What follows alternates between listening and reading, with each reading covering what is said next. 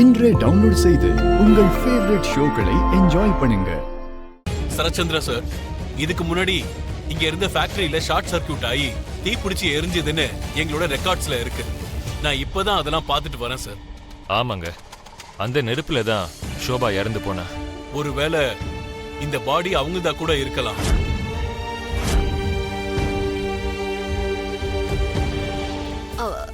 அதாவது inspector sir, அப்படி இருக்கிறதுக்கு வாய்ப்பு இல்ல.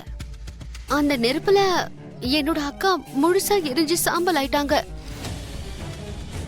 அங்க எந்த தடயமும் கிடைக்கல இல்லையா மாமா? Are you sure? Yes sir, அந்த நெருப்புல என் மனைவி முழுசா எரிஞ்சு போயிட்டாங்க. அதனால நான் கேஸை கூட ஃபைல் பண்ணவே இல்லை. ஓஹோ, கேஸ் ஃபைல் பண்ணலையா? இல்லனா யாராவது பண்ண வேண்டாம்னு சொன்னாங்களா?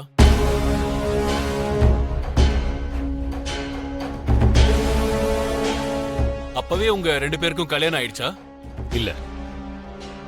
சச்சா, இல்லங்க. அப்போ ஷோபா சந்திரா இறந்ததுக்கு அப்புறம் தான் உங்களுக்கு கல்யாணம் நடந்திருக்கு. am I right? ஆமா சார். ஆனா இப்போ இதெல்லாம் எதுக்கு கேக்குறீங்க? போலீஸ் ஆச்சேமா, எங்களுக்கு சந்தேகம் வர்றது சகஜம்.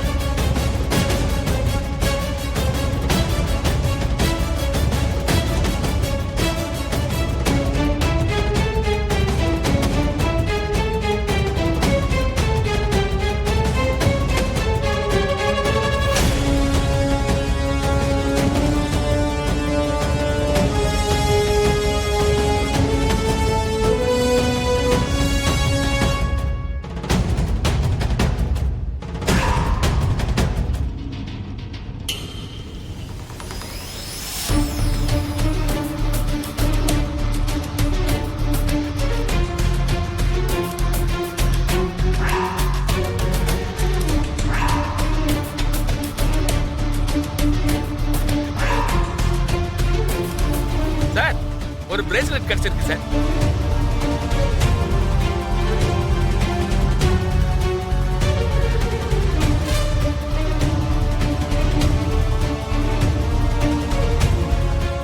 Very good. இந்த பிரேஸ்லெட் தான் நமக்கு முக்கியமான எவிடன்ஸா இருக்க போகுது.